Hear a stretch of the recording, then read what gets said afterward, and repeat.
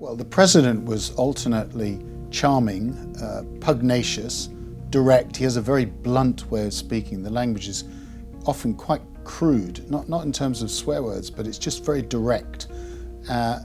In terms of his temperament, again, it's a strange mixture between really quite relaxed and then suddenly quite tough and tense.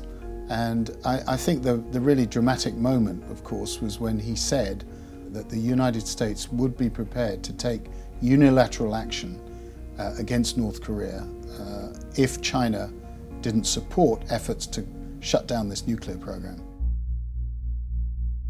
I think this was definitely a message right to President Xi Jinping, who he is seeing at his winter White House in Mar-a-Lago, this opulent resort in Florida. And there are going to be wide-ranging bilateral talks. There's obviously a very important economic relationship and trade-ring relationship, but the security matter is largely about North Korea. And Mr. Trump believes, I think correctly, that the country that has most leverage over this rogue regime led by Kim Jong-un is China, and therefore he needs to speak directly to China and convince the Beijing leadership that America is prepared to act unilaterally. That must be very much a last resort in terms of a missile strike, because we don't know where exactly the Koreans have stashed their nuclear program. We know that they've got enriched uranium. We know they've conducted ballistic missile tests. And what they're worried about is obviously putting a nuclear warhead miniaturized on one of these missiles. But to attack North Korea would invite retaliation, and the North Koreans have formidable arsenal of weapons, artillery, and they could literally obliterate Seoul, the South Korean capital, never mind any other attack on Japan. So that would be high risk. I think they're looking much more economic options and perhaps even cyber warfare.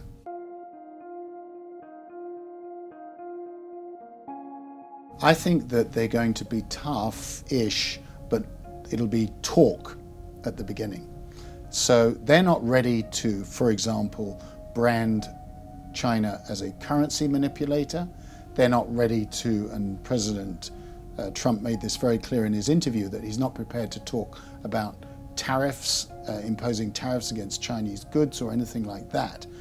What they are trying to do, and we spoke to Wilbur Ross, the Commerce Secretary, who's a very influential, longtime friend of the President, and last week, through an executive order, they introduced new regulations, orders, which set out principles for fair trade. That's what they're talking about. It's a stiff message to the Chinese and saying, if you don't recognize these principles, then we may have to go further to direct retaliatory action against you.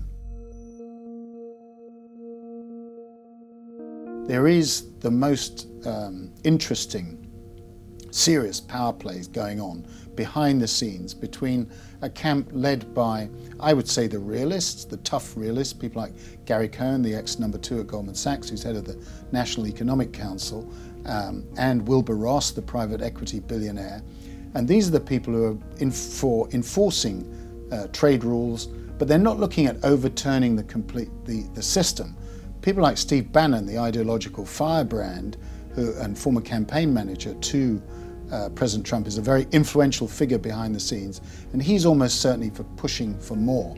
What I can say with some certainty is you're not going to see ever again any Trump administration signing up to a comprehensive trans-Pacific partnership deal.